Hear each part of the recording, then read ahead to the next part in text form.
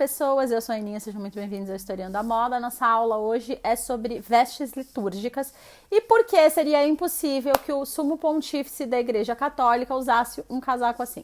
Essa imagem que vocês estão vendo aqui viralizou nos últimos tempos nas mídias. Muitos veículos oficiais de moda, inclusive, repostaram essa imagem como sendo uma imagem real, que, nossa, olha que imagem fashionista para o sumo pontífice da Igreja Católica. Só que o outro grupo de pessoas que estuda história da moda sabia que essa imagem era um fake, porque é impossível que o líder máximo da Igreja Católica utilizasse essas peças. Vou explicar por quê. Dentro da liturgia de todas as religiões, todas as vestes têm um significado e um porquê delas serem como elas são, das cores e formatos que elas são. E isso existe para todas as religiões, inclusive na Igreja Católica. Então é facilmente identificável através de um conhecimento bem básico de história da moda e do vestuário que essa imagem é um fake. Por motivos muito simples, todas as religiões do mundo, os seus sacerdotes, os seus representantes, sejam eles o sacerdote, a figura mais importante daquela religião, como por exemplo é o Papa para a Igreja Católica, seja um sacerdote que não vai ter essa representação dentro daquela religião, seguem regras muito específicas com relação à sua indumentária ou vestuário. Há religiões que são um pouco mais flexíveis, outras que são mais rigorosas, mas todos eles seguem.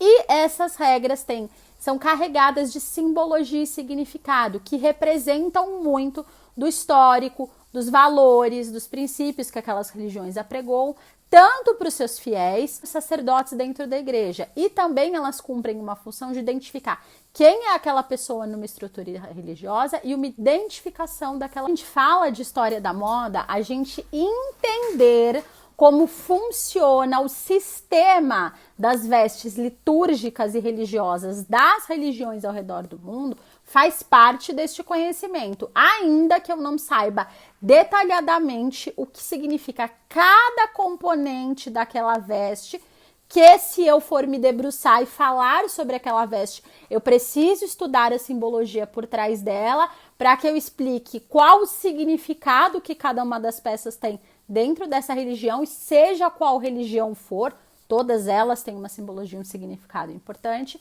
Eu preciso saber que as vestes litúrgicas, as vestes sacerdotais, seguem regras, normas e princípios apregoados e ditados por aquela religião.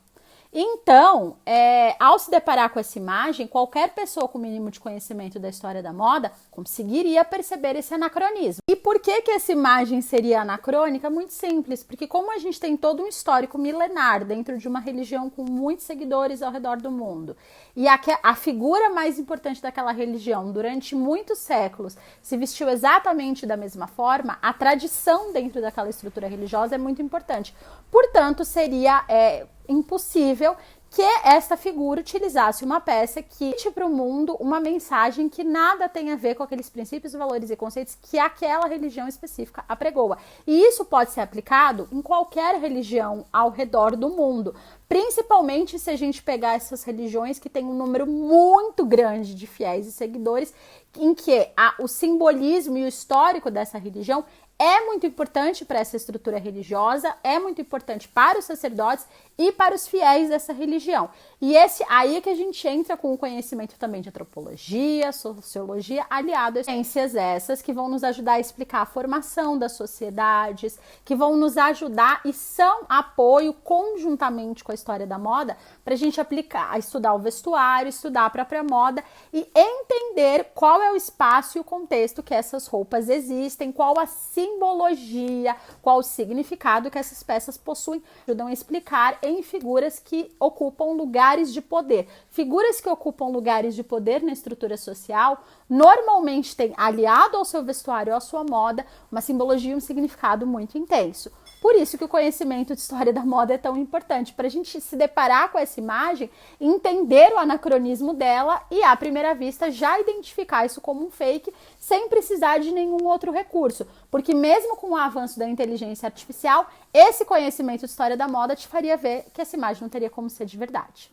E mesmo com o avanço da inteligência artificial, é a construção do nosso conhecimento, o nosso repertório, que vai nos fazer olhar para algumas imagens, para algumas matérias, para algo que é falado e identificar à primeira vista que aquilo se trata de uma criação artística, que aquilo se trata de um fake news ou que aquilo se trata da representação artística de uma figura muito conhecida.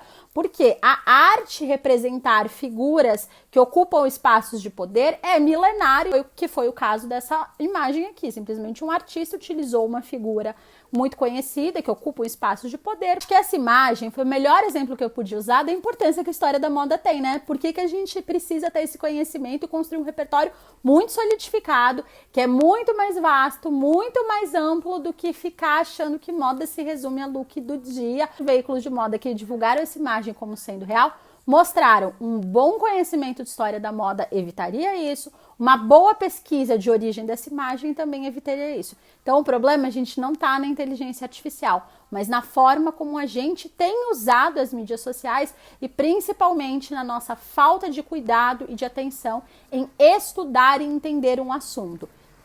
Volto a repetir, um estudo consolidado, um conhecimento consolidado de história da moda teria evitado esse tipo de coisa. Espero que vocês tenham gostado da nossa aula. Se ficaram com dúvidas, é só deixar aqui nos comentários.